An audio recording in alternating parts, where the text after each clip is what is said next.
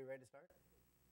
Okay, so my name is Amit Bhattacharya. I'm the senior data scientist at Teachers Pay Teachers, and we're going to talk about how to use graph data structures to provide high-quality recommendations.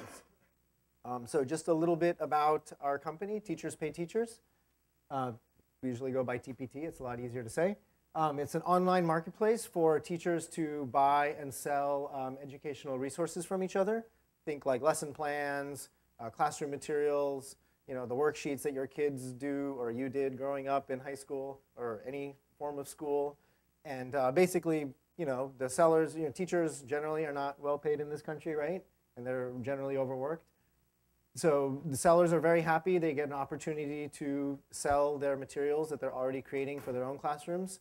Buyers, teachers are very happy because they have an opportunity to search like a huge catalog of resources as well as find what they need for their classroom right at that moment. And generally things are relatively cheap. They're anywhere from like $3 to $10. The average price of something is like $4 or $5. So literally for a very nominal price, you can save yourself potentially 5 to 10 hours of work on a Sunday night. I don't know, how many people anyone school teacher here? No? All right. Okay, so just a little bit about our marketplace. We have 50,000 active sellers, meaning like they're loading content, people are buying stuff from them. We have over 1 million resources, like actual items for sale. And we have more than 3 million active members, meaning someone who's either downloaded something, because there's a lot of free items on the site, or paid and purchased something on the site. And you might say, like, that's a great idea. Does it work? Are teachers happy? And in fact, it's working really well. Like over our history, like more than $150 million have been literally paid out to teachers. And so they're happy, right? All right, and this is a little bit about our, just to get a sense of what our website marketplace looks like. It's a little bit old-fashioned. It probably needs a refresh. But this is what it's like. You get to the main page. Teacher authors are featured. Farther down, like sellers are items are featured.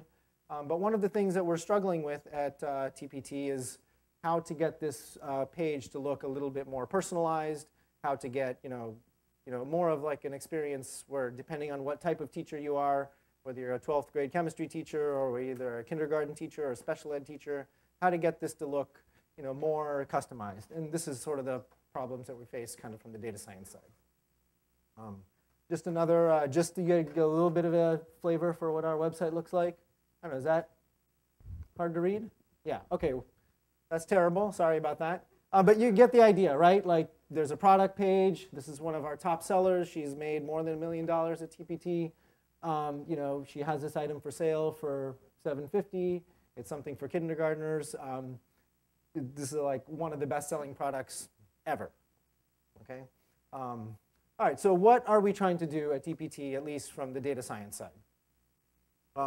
So we would like to be able to identify a cluster of buyers, people who have bought stuff, and send product recommendation emails to them. So once a week, you get a customized email for you saying, hey, like we know that you're an algebra teacher. Here's a bunch of algebra resources.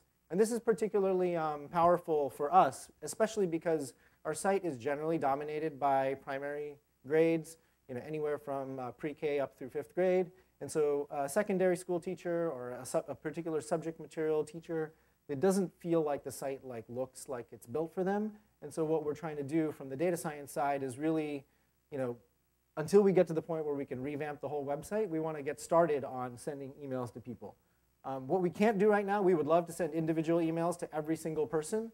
We don't have the technology built for that yet.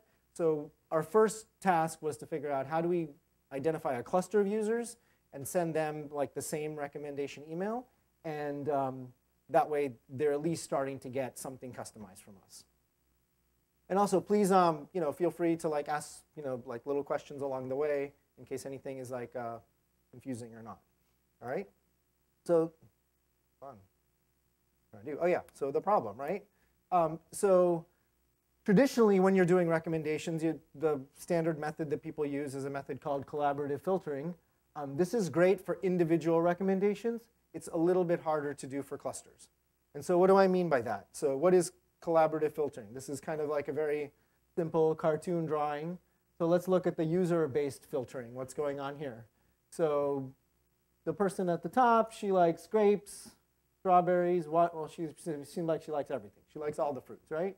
The second girl only likes strawberries, and the guy at the bottom, he likes strawberries and watermelons, and we want to know what to recommend to him.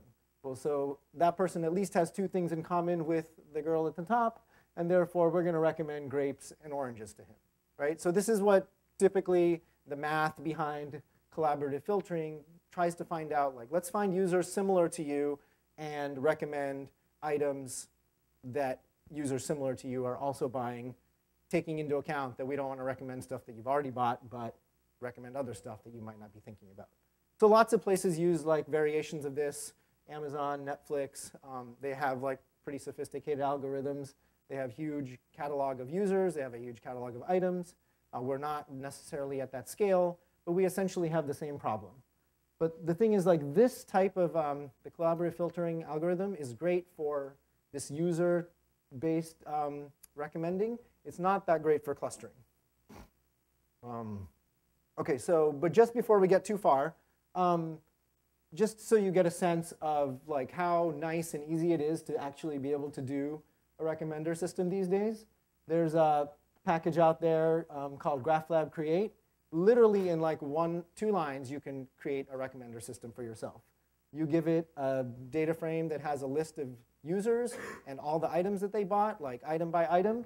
And in one line, you create the recommender. In the very next line, you say recommend. And you can pick out either a specific user or everybody. And it goes through all the math. And it goes through all the matrix multiplications. And it literally spits out recommendations for an individual user. And it's fantastic. It's fast. It's scalable. I honestly have no idea how they do it. But it is like a fantastic piece of software. So, and we'll get back to how I use GraphLab a little bit later on. But you could definitely check it out. It's downloadable. You can check it out and start using it for free. Okay. All right. So as I was saying, like part of the reasons why collaborative filtering is hard when you're doing recommendations for a group is that collaborative filtering is not optimized for finding clusters. Right? It's somehow in there, in finding similar users and similar items, it must be doing it somehow. But when it spits out the results and the numbers, it's not obvious who's in what cluster. Okay? And then there's some coefficients that come along with the collaborative filtering, but they're really hard to interpret. It's hard to figure out what they mean, and it's hard to take that number and try to figure out, did you belong to a particular cluster, or are people like grouping themselves in a certain way? Also, like one of the standard techniques that people use for clustering is called k-means. But in that, you have to give it a bunch of users and basically some sort of a distance measurement between your users so that you can start to do the clustering. But the collaborative filtering doesn't, one of the outputs is not a distance measurement. So it's hard to take the idea of collaborative filtering and start using it for clustering. And then this is something specific to TPT. Our rating system is more or less useless. We have for every single item a rating. It turns out the teachers already have a hard enough life. They feel like the world is against them. The last thing they're going to do is rate another teacher's product anything less than 4 out of 4. So we have a rating system. Everybody gets a 4 out of 4. So, I mean, that's great for supportiveness. As a data scientist, it's like very frustrating, right? Because we have the feature built in there, and we can't even like go and say like, hey, everybody, we deleted all the ratings. Can you please start rating like on Yelp? Can you please start complaining about bad service on a Saturday night, whatever, right? So I mean, so we have the ratings, but they don't really work for us. OK, so and then the next thing we want to say is like, well, so fine. Why would we want clusters anyways? Like, why not go directly to this individual level recommendation system? It's probably better, right? Everybody's got different preferences. Who's to say like the cluster recommendation is really like good for you, right? So a couple just like general reasons if you step back, like for business purposes. Like not only do we want to send recommendations to our users, we also want to understand like buyer behavior as a whole. Like how are algebra teachers different than chemistry teachers? How are people in Texas different from people in California? Or we have like plenty of people that are international. The Australians are not on summer vacations right now. They're actually in school. And the start of their school year is in January, not in September. So there's a lot of different reasons why you would also want to do clustering so that you can start looking into what your buyers are doing. One of the things that we've thought about is, let's say we determine the clusters and then somebody new signs up, right? Like, how do they get into a cluster, right? And how do you start recommending to somebody who has like no history or very little history? And so this is typically called like the cold start problem in this world. And so the nice thing here is like when you have a cluster, if it can be seen like just from 1 or 2 purchases, you're starting to associate yourself with one of the clusters, we can start sending recommendations to people even though we don't have like the full picture of what their buyer behavior may eventually look like. And then, of course, we can down the road, like every, let's say 6 weeks or 8 weeks, decide to like recluster everybody and then start all over again. And then the other thing that this is, there's a bunch of stuff written in the literature nowadays is that really big places, they have such large catalogs of users and items that you might want to do some clustering even before you start doing collaborative filtering, right? Like it's very possible that Amazon's got such a huge catalog.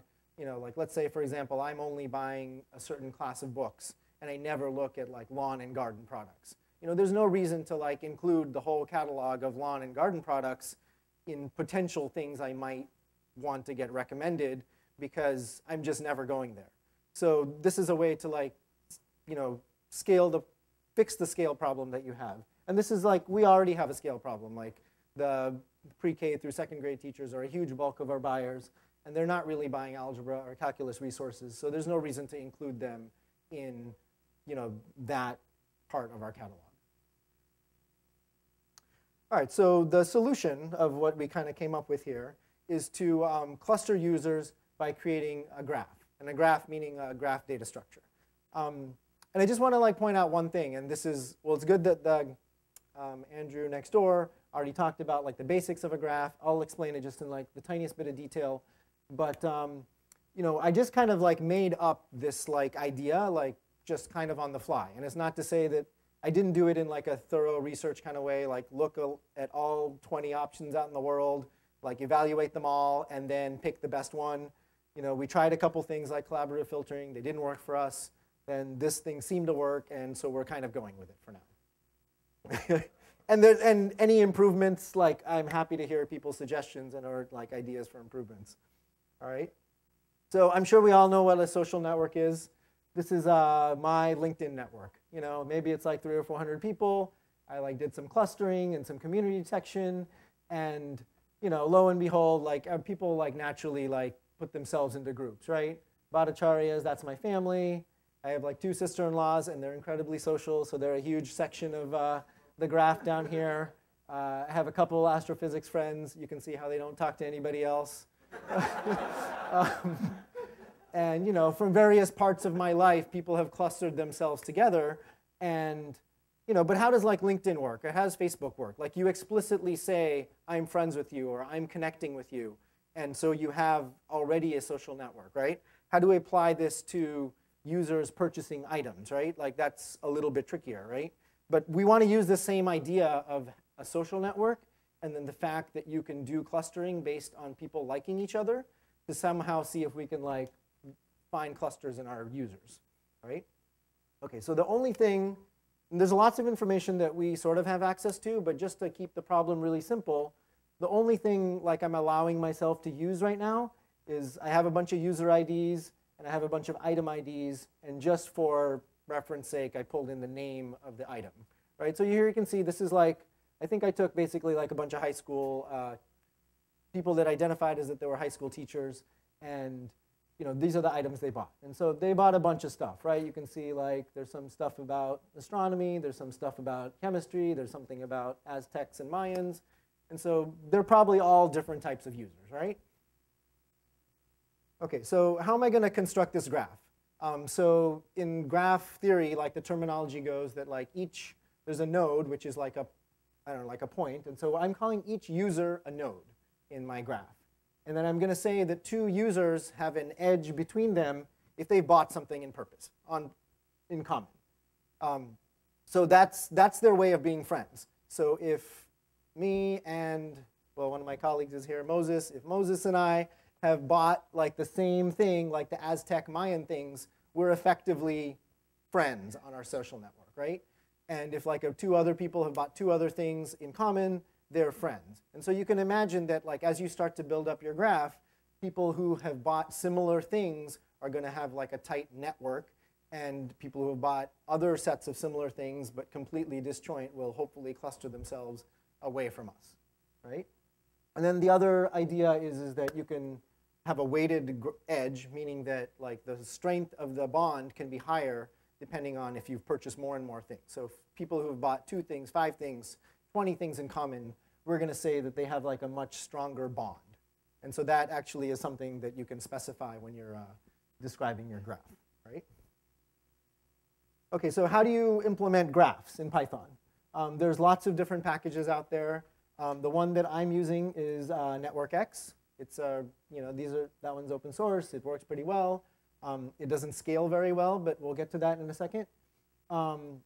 There's also GraphLab Create, which is I talked about already. They have a graph data structure. The nice thing about the GraphLab Create is that you're not limited by the amount of like RAM you have. Like it uses your disk space, like however much unlimited disk space you have. It uses that to kind of swap out and do the calculation, so you can handle a much larger graph than you otherwise could just with RAM. I know iGraph is a relatively popular one. I played with it a little bit, but I haven't like fully gone down that path. Other things, just so you know, like how many people use Gephi? It's like a tool for basically this kind of graph data structure. You feed in a, like from a CSV file or some kind of like predefined format, a graph, and Gephi is like a graphical tool to actually like examine the graph, look at the nodes, find communities, look to see what the commonalities are. You can literally click on one point. It shows you what everything is related to. So it's not great for huge graphs, but if you're testing and trying to figure out how things work, and you want to try different algorithms for clustering, it's like a nice platform for checking stuff out. OK, so here's our super simple graph, right? These 2 people bought 2 things in common, so they have a double bond. And then we have like sort of like the beginnings of like 2 communities here, right? So again, the users are the nodes, and the common purchases define edges between the nodes. Yeah, perfect. OK.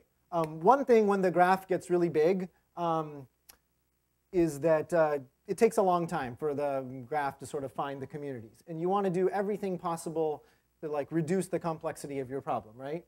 And so one thing that you can do is in graph structures, there's a notion of a degree. So degree means like, so this guy here in the middle has degree 2, meaning he's connected to 2 other people, and 2 other people only. So the idea is if like this community structure is the same whether this guy exists or not. And so you can sort of eliminate anybody who's got degree 2 and more or less retain like the same graph structure. And it's just like a little trick to like maybe reduce the complexity of your problem by like, well, you can reduce the number of nodes by like 5 to 10%. But that makes a huge difference in when you're running the community detection, because the way the community detection works is it's basically like a problem of like order n cubed, because there's like x number of nodes. And each time it like tries to find the communities, literally what it does is like, I mean, if you think about physics, for example, each 2 nodes have like a force between them. And it basically updates, it moves people a little bit and re-updates, move people a little bit and updates. And then so it's like it can blow up like really quickly the computational problem. So anything you can do up front to reduce the complexity of your graph like helps a lot more than you would think in terms of computational time. OK, so then you run the community detection algorithm, and then lo and behold, like clusters start to form. And that's great. Like, but the problem with this is like, this is just like a graphic visualization of the communities, but I really don't know what this means. They're just like a bunch of people that got together, and they just form like a light blue blob, and there's like a light green blob, and you're like, I don't know. Like, what does it all mean, right? So this is where you have to kind of go back to what other information you have at your disposal and look to see, like, does your clusters make any sense, right? This is the part where, like, the computer can only do so much. You still have to apply, like, some, human intuition to what's going on. So luckily here, I ran the community detection on those high school people, and I picked, like, a random cluster of people that, like, clustered together, and I looked at, like, what are the people in this cluster buying? And luckily, they all turn out that this is like trigonometry, algebra, systems of equations. So this is good, right? It kind of worked. It means that, like, I gave it just users and items. I made this graph data structure, and I ran community detection on it. And wow, like, I can get, like, clusters of users.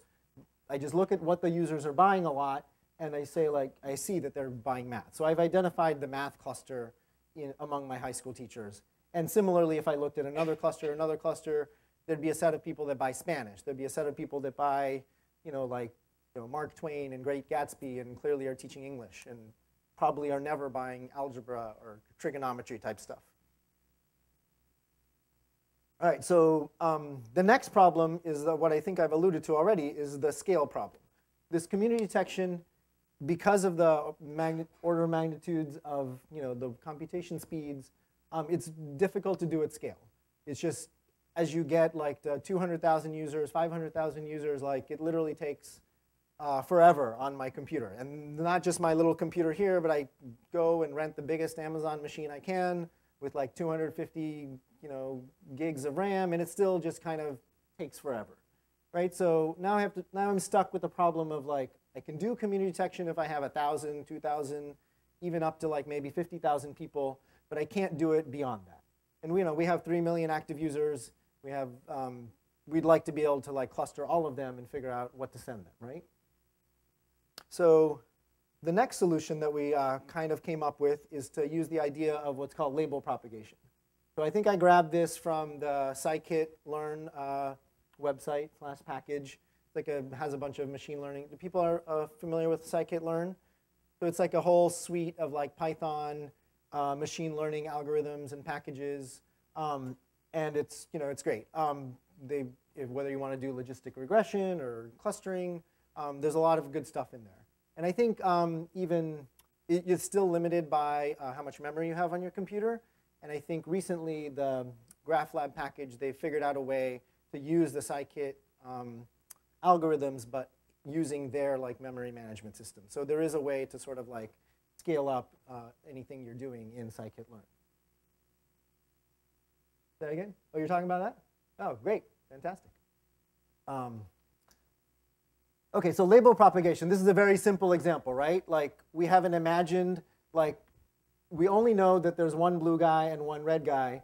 And we imagine that there's, like, a cluster distribution like that, where literally, like, there's no intersection between the two, but we haven't figured it out.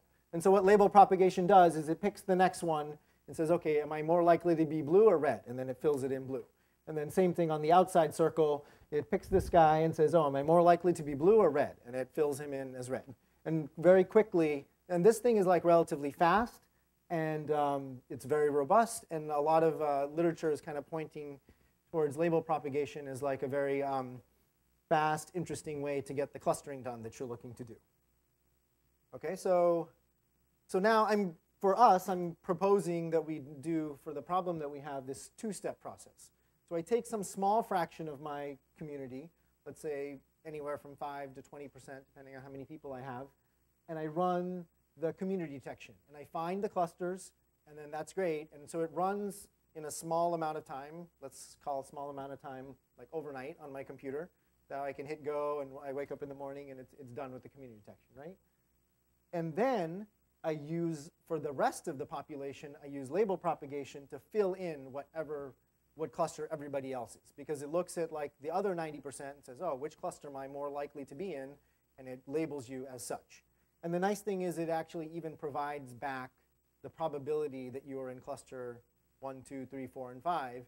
And so then if you want to, you can, of course, go back and, like, examine the probabilities and make sure it's, like, working the way you would like it to. OK, so this is just, like, a very, very similar diagram. But this is sort of like what I imagine the label propagation is doing for our kind of problem we're solving at TPT.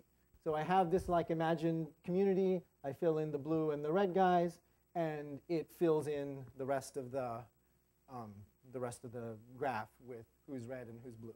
And I actually ran this. I actually like literally by hand like coded up like those are the nodes and those are the edges, and basically like making like a small 8-person like marketplace.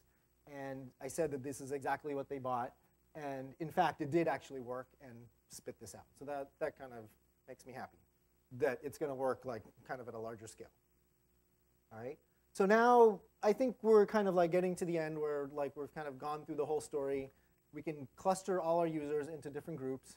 And there's probably lots of different ways to actually pick the stuff that you should recommend to users. We're actually using probably the simplest one that we can think of, which is like, OK, I found the clusters of people. I'm just going to go look in my order database and just find what are people buying the most. Given that I have the algebra cluster, like what's the most popular item? And I literally just like say that's the recommended item. And the only thing I really, well, there's lots of things I should be careful of, but the first thing I want to be careful of is, well, what if the thing that I'm recommending, like everybody in the cluster already has it? That would be kind of lame to like recommend it to you because you already have it, right? We've all been like online shopping. We bought a pair of like new sneakers, and then for the next 3 days, Google is telling you you should buy this pair of sneakers, right? So we don't want to do that. Luckily, the way it works out for us is like with the clustering, we have like 10,000 people in a cluster. The most bought item has only been bought like 200 times or maybe 500 times. So now I'm like relatively confident that when I send this email to 10,000 people, yeah, maybe 500 people have bought it, but like I'm not too worried about that. Because by the time I send an email that has like 10 different products, most likely you're seeing all new stuff, and maybe you've bought like 1 or 2 max. And this is probably the most prolific buyers. Most people it's probably all new to them. OK, so and then the other thing, I also mentioned this before. This clustering, like as we think about scaling and growing and thinking about like other ways to introduce this into our company, we know that this clustering will help limit the number of user item pairs that we can pass to the collaborative filtering recommender if and when we get to the point we're ready to do like real user to user item matching, and for every single user pass them their individualized recommendation stuff. OK, so let's see. So we actually have an IPython notebook, and I thought that would be kind of fun to actually look to see like what some of this code actually looks like. And so I'm going to switch over to here. I'm going to make what I'm going to do. Try to get as much space as I can. I don't know if that's going to work. OK, well, no, it's good enough. You can see my other tabs. OK, so this is how people use IPython notebooks all the time, more or less. OK, so for those of you who don't know, normally when you're typing Python, you can write a .py file for a script. At the command line, you can either type Python and just start typing 4 + 5, or you can use IPython at the command line where you actually also type 4 + 5 and it tells you 9. But they have, well, it's called Jupyter nowadays, but these notebooks basically allow you to have markdown to like describe what's going on, as well as you can have graphics interlaced with the code. And it's a really nice development environment, especially when you're doing research and you're not really sure. I'm not a professional like software developer, so I don't really have to produce code that like ships and delivers and is like multi-threaded. I'm just trying to write some code that like solves the problem. And so this is a really nice environment to solve your Python problems. OK, so just to get a little bit of a recap of everything what we're going to do, like the two steps. One is to use the community detection to train on a small fraction of users, and then extend to all users using the label propagation. And then just to just go through the steps a little more in detail. So first, you get a list of user items that have been purchased. I split into test and training sets. I create a network X graph representation of the users. Then again, the users are the nodes, and the edges are people that have common purchases. The strength of the weight increases as you have more and more common purchases. One of the things we're experimenting with is like, how do you scale this weight between as users? Like, let's say I have 50, let's say 2 people have like 5 purchases in common and 2 other people have like 50 purchases in common. Are they really 10 times better friends? Or maybe I should use like a function like log of 50, to kind of like dampen that behavior. But those are just like things that we're like considering putting into the system to like test which ones give us better recommendations or not. Okay, so then a little bit of jargon here, but our partition is like a particular way of labeling the people in your graph, and modularity is a measure of how clumpy your graph is. So I want the graph that gives me the most clumpiness. And so luckily the community detection package already, just like if I say best partition, it comes back with the partition that's like the highest modularity. And then I actually, we looked at this already. We manually inspect the top clusters to give some physical intuition to what the clusters mean. And I can't stress this enough. Like if you look at your clusters and they look like a hodgepodge, and so I mean one thought is like it's not working, but maybe it is working and you just need to think about harder, like what's the intuition behind what's going on here. Like in our pre-K through 2nd grade clusters, it's a little bit harder to get the meaning of our clusters because generally speaking, a primary school teacher, they teach everything, right? They teach a little bit of reading, they teach a little bit of math, they teach a little bit of history, and so they're buying like stuff for Valentine's Day, they're buying stuff for Halloween. So those people have like a much more complex purchase history, and it's a little bit harder to cluster. So sometimes what we notice is that our clustering is just finding the differences between kindergarten teachers and 1st grade teachers, even though like our general broad category is like pre-K through 2nd grade. So you have to like really be careful about like thinking about your stuff and not just like letting the computer go bananas and doing everything and just sending recommendations without like the sort of not the human element. And then we're particularly sensitive to this because we actually have spent a lot of time at our company at TPT building trust with the teachers, building trust with the sellers, building trust with the buyers. We really don't want to like damage that trust in any way by sending like crappy recommendations. Okay, so then once we're done with the network sex, we're going to, in GraphLab, create another representation of the users for the test set. In this case, the test set is actually everybody. Normally when you do test and training, you like make sure the two don't overlap in any way. But in this case, if you think about it, the test set is everybody, and I've only labeled like some fraction of them. So I actually need everybody together if I'm going to like get this to work. And so then I use the label propagation to like fill out the rest of the coloring, the blues, the reds, all the other colors. And then I can look to see like what clusters everybody fell into. All right, so this is, I'm not going to run this live because that's almost certainly going to break. But I did run it earlier today, so I just like, will like just kind of take you through a little bit of what you do here. You import the standard packages you need. GraphLab actually has a way of setting the target for its output either to a browser, to a file, or directly into the IPython notebook. So it's particularly nice that some of the graphics will actually show up here. Let's see, a little bit of plumbing to make sure you get the right directories. This is just reading stuff in. OK, so here. So actually, in this case, I took a very small file of our buyers in the United Kingdom. Turns out there are a really micro fraction of people in our system. We would like it to be bigger because they're similar to the United States. You would think it'd be just a no-brainer that we'd go over there and people would start using it. But anyways, luckily it's like a nice, small enough data set where we can like look to see what's going on. So I set the split percentage at 20%, meaning that I'm going to train on 20% of the users, and I'm going to save 80% to be filled in later. I basically, in order to not like inundate this whole thing with code, actually in other Python modules have like put together get users, split users. I'll spare you the details of just like the nightmare of like munging code around and stuff like that, but you get the general idea. All right, so now just like a quick like recap of what we have so far. After I split into 20%, I have 295 users that are in the test training group, and then another 2,300 that are in the unique group. It doesn't feel like 80-20 because it actually, once it splits the users 80-20, it actually kicks out people that have only made like one purchase because they don't really contribute to my graph in any way, right? Because they would just be disconnected from everybody. All right, so here,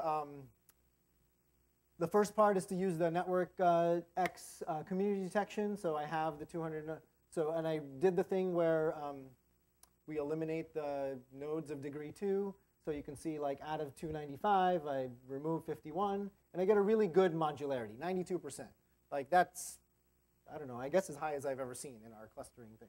Normally, I see, even 35 to 75%.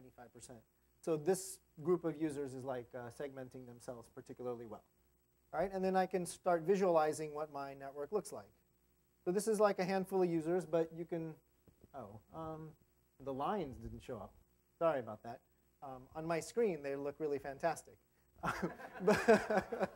but you can see here, right? Here's like clearly like a small community of people that are very clustered well together, and the coloring, assuming the coloring is showing up okay, you can see like there's like a bunch of dark blue people here, there's a bunch of like cyan colored people, and various like communities kind of scattered throughout. Okay, so this is using Network X's graphical package. You can also use GraphLab's graphical package. So this is here just like a quick count, like what do my clusters look like? Looks like, and these cluster names are of course arbitrary, 5, 6, 21. But this is how like people split themselves up into these clusters. And using GraphLab to visualize, it's a little bit prettier. Let me see if I can this a little smaller so it looks more impressive. Yeah, something like that. So here all I did is say like, show me cluster 21. So here's everybody, and it's clustered relatively nicely, and somehow these guys are like a nice community. I don't know what they are yet, because I haven't looked at the items yet, but it looks like communities are starting to pop up. Okay, so then this is, so now I look at cluster 6. Let's see what's going on with cluster 6. This one turned out to be like a particularly like one of the cleaner ones in terms of the stuff that people are buying. It looks like, aside from like cursive handwriting pages, most of the other ones seem to be kind of tilted towards math, right? Or science a little bit. So this is what, the UK community is buying. Like, great. Like, we should recommend this kind of stuff to this cluster. So this is, the other thing I wanted to just like kind of mention to you guys, like people probably use pandas for data processing a decent amount. So the nice thing about GraphLab is if you just look at the code randomly, so I usually put SF for all my S frames. That's the word in GraphLab for basically a data frame that's analogous in pandas. It has like the exact same indexing and logic for just figuring, filtering, grouping, aggregating, all that kind of stuff. So it's a really nice transition from using pandas all day long to a package that just like scales in memory like much better. So here, and so now here I am, I'm running label propagation. The funny thing is for us, creating the graph in GraphLab actually is the thing that takes the longest. When I take all my users and I actually have to add up, like connect all the nodes and edges, that is actually probably the single most expensive piece of this pipeline right now. Because when it runs the label propagation, like this literally runs, I don't know if it says like, sometimes it says how long it took to run, but sometimes it takes like literally seconds. And sometimes for like a really large network of like hundreds of thousands, it'll take like finish in like 70 seconds. And so that's the label propagation. It's like very quickly filling in all the different colors for people that are like unlabeled. And so this is like the output of what it finally did and how it like, the top clusters are not necessarily the top clusters anymore. As it got like more and more data, it just started filling people in with the labels. The only like hiccup that we've discovered in all this is that cluster 0 gets all the unclustered people.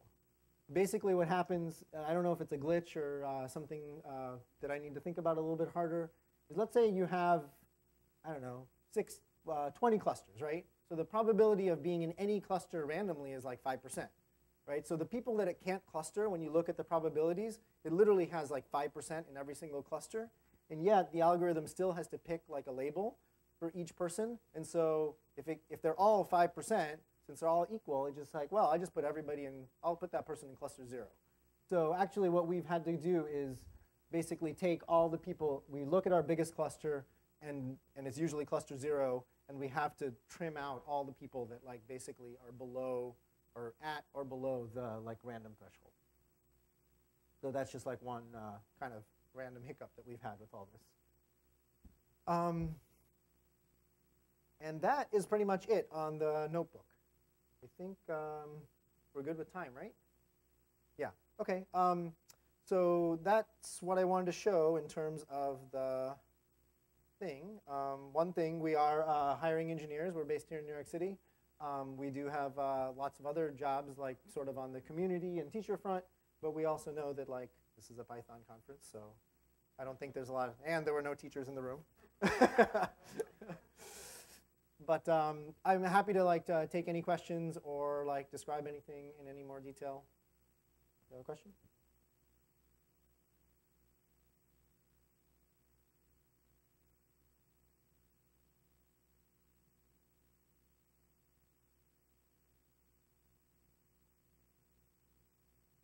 Right.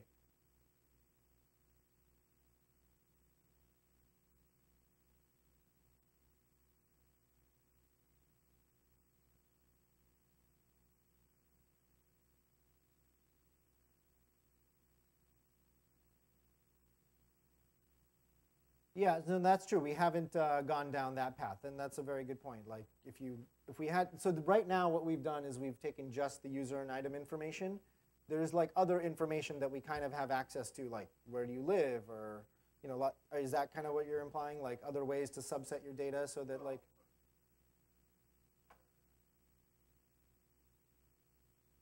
Right. Oh, right. Yeah, that's done way up front. Yeah.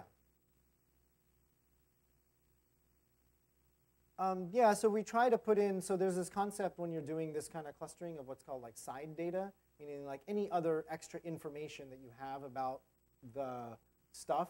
Like, so you can have side data about the items, right? So one thing could be that you know that this item is like tagged as like math, right? And then you know that the user has self-identified as like living in Texas. And so those are all sorts of like additional side information that you can kind of bring to bear on the problem. And so right now we're still, this is like brand new for us too.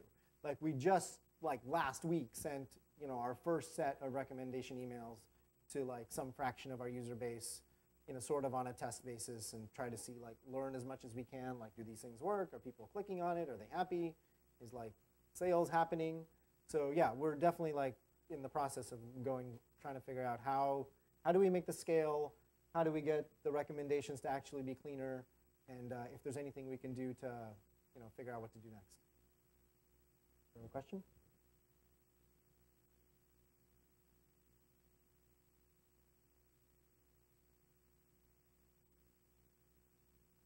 Right. Yeah.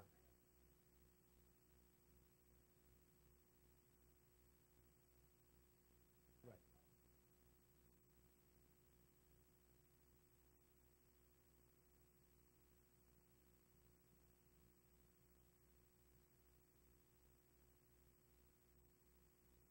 Right. Right. Yeah. Yeah. Right.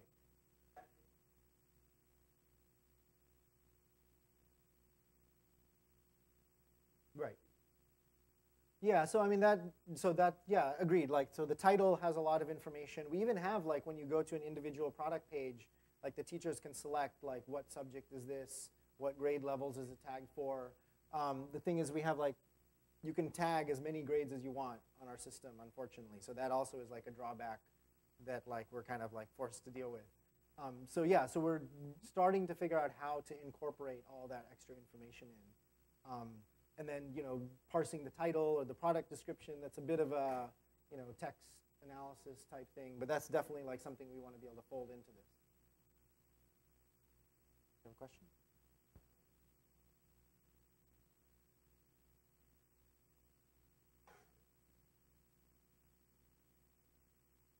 Oh, sure. So the question is, do people log in from mobile or the desktop website? So there's two things. One is like mobile usage is just going up and up every day. But still, for the most part, teachers seem to use the desktop more than mobile. The other thing is we are in the process of developing and releasing a mobile app, so where you will actually be able to, like, buy things, view things, put things in your wish list. So that part is like on a very high trajectory growth, and we might see, like, maybe mobile users are doing different things than desktop users, but we're not sure like what that means yet. Question?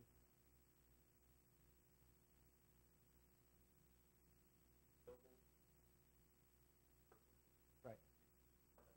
Right.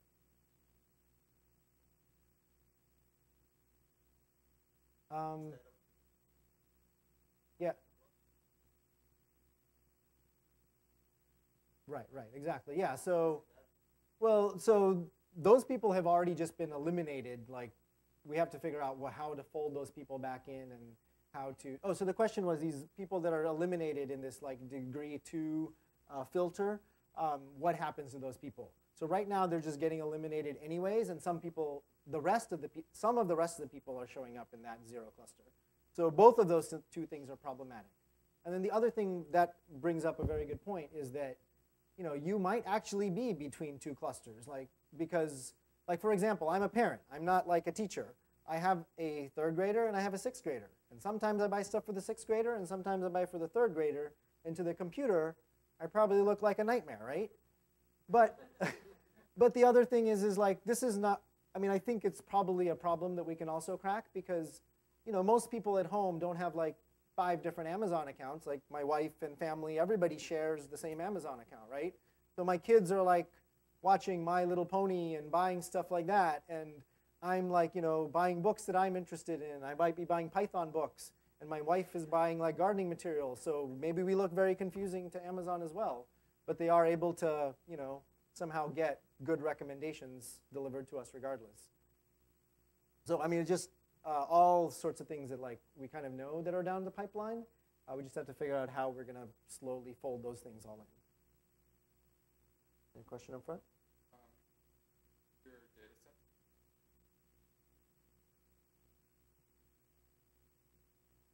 Right. Yeah, so that's a good question. So he's asking is like, when we do the initial clustering and we're looking at this user item purchasing history, like how far back do we look? So what we've been doing is our notion of an active buyer is somebody who's like bought or downloaded something in the last year. So that's generally like our time frame. Because the other thing that happens in teaching a lot is teachers actually switch grades all the time. Something like 20 to 30% of teachers, like they start off teaching 4th grade and then they go to 5th grade, or there's not a lot of like high school teachers going to middle school, or middle school teachers going to elementary school. But within like your kind of district, you are moving around grades a decent amount. So we wanted to limit it to about a 1 school year or 1 year worth of purchase history. The other thing that I didn't mention when we do the recommendations, and that is that we look at, in order to get you into a cluster, we try to look at a longer purchase history, like maybe like 6 months to a year. But then when we're actually doing the recommendations, we look to see like what is your cluster buying like very recently, like in the last 2 or 3 weeks. Right? Because it could be that you got into a cluster with other people during Valentine's Day when everyone was buying like a lot of things with hearts, right? But now that it's like September, they don't need to get recommended Valentine's Day stuff. They want to know they want to get the stuff that other teachers like you are buying like very recently. Like what kind of back to school stuff are those same teachers that you're in a cluster with buying today? So the window of which you recommend on can be different than the window on which you cluster on. Question up front? Oh, yeah, go ahead. Right, so these are all things that we're like starting to fold in. Like we don't currently, so the question is, do we use the wish lists that teachers can also create for adding to like the dimension of getting you into a cluster? And so right now we started with just purchases, but the things that we can include is like, did you wish list something? So that kind of means you're thinking about that product. Also, did you do a free download of something? We have a ton of free, like out of the 100 things that get downloaded on a daily basis, like 60 to 70% are free products. And right now we're not including those as well, is because we're like specifically looking at our buyers. So we could like definitely include stuff people are downloading for free. As you imagine going further down the line, we could look to see what people are searching for. We could look to see what products they're viewing. Just there's so many layers of like what we could add to this to make the clusters cleaner. But then in some ways, like you mentioned here, like let's start with the first easy stuff. Like stuff is already tagged, or you have a lot of information about the items. Like let's use that to make it as clean as possible before we like go further down the line. Question right up in front.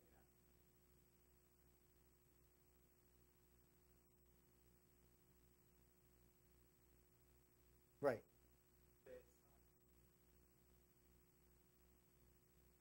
Right.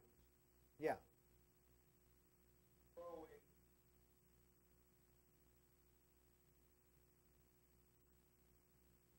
Right, right.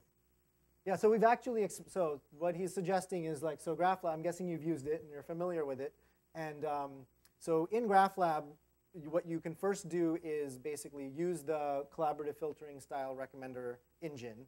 And then what it does is give you a set of coefficients and numbers, and you can use that vector to put into k-means as like the proxy distance measurement between two users. So we're working on that, and we've tried it, but like we haven't been able to get clean clusters. So it could be a matter of, well, me not using it properly, or not understanding like really what the coefficients mean, or maybe like kind of fine-tuning the parameters both at the level of the recommendation engine as well as the k-means. Because there's, you know, like I think like when you actually build these things and you know the stuff really well academically, which I actually don't, like there's a lot of like parameters that you can like, you know, once you understand better, you can, you know, kind of fine-tune your problem much better. So that's certainly on our list of things to do.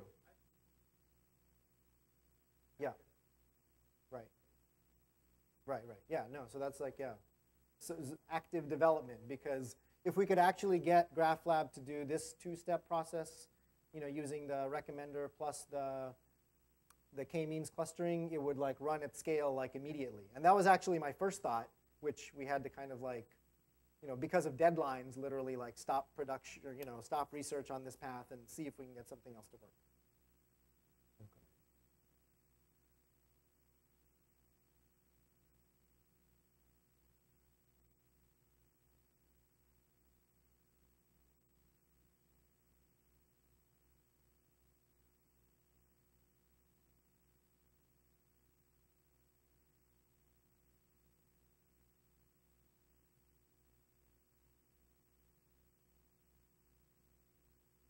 Right. So the question is like, you know, as a data scientist, like you have this tendency to trust the computer. You think you did a great job. You get all excited. But then, you know, as like you approach the business and, you know, other people in their business that are invested in this, like are either pushing back or asking, like, how does this work? And then how do you kind of avoid the problem of overfitting? And so right now, in fact, we are actually using the recommendations as like a suggestion for our editorial team. And then the editorial team actually sort of like curates the recommendations a little bit. That's only sustainable for like a handful of clusters, like 8 to 10 clusters. But if you imagine that we like have hundreds of clusters, nobody's going to be sitting there like hand-picking this stuff. So we definitely have to go through and sort of like figure out like what works and what doesn't. And you know, is also the other thing sort of along these lines is like getting the feedback on like what's working and what's not. So I mean, so far, luckily, we've had like very good response, but we know there's been a lot of like manual intervention. So we're not surprised that it's been good with the manual intervention. We have to figure out how to get it good without. Yeah, very good point. Question up front? Right. So GraphLab, yeah, right. So the question is like, why not use GraphLab for everything? So one of the things that GraphLab is like glaringly missing is a community detection package.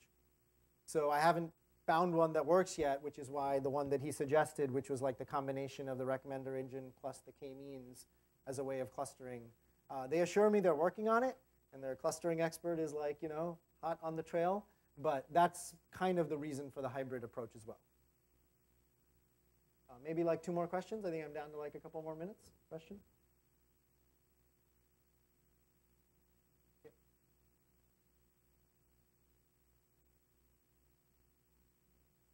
Yes. So the question is like when we go back to, let me see if I can.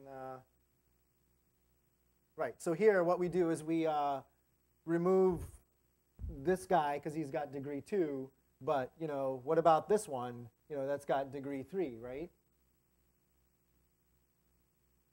Right. Yeah, exactly. So so this one's degree 2, and that kind of collapses to like that kind of thing, right? So I don't do like an iterative like remove degree 2, remove again, because then I think like the whole thing would collapse into like one giant bundle. But that was just like my first thought. Like I was literally at one of these like meetups in New York City, and it was like a talk that was like way over my head, like super complex. But this is like the one thing I got out of that talk. I don't know who else was there. I think it was like hosted at Spotify. Someone was talking about like graph theory and stuff like that. So I agree. Like you could go to 3 or 2, but 2 felt like the safest thing to do on a first pass. That doesn't like kind of destroy the structure. Like kind of keeps like the general structure behavior. But yeah, you're probably right. Like in order to increase complexity. Right. Exactly.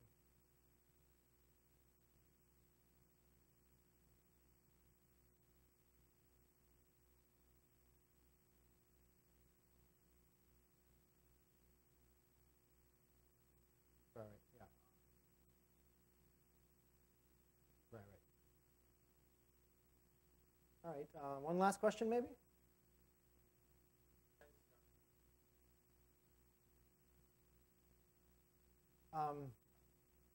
Right. So the question is, are we measuring the effectiveness of the recommendations? So yes, we have. But part of the way that we're measuring it is we have other emails that go out to other users, like in TPT. And so we're kind of, one of the ways we're using like a newsletter that already goes out as a benchmark and seeing like our conversion rates on this particular email like higher. So that's like one way to see if like it's like working or not. Then we naturally expect it to be higher because it's targeting buyers and it's targeting like smaller people. So I need to stop, but basically yes, we're kind of comparing to other benchmarks. All right, thanks everybody.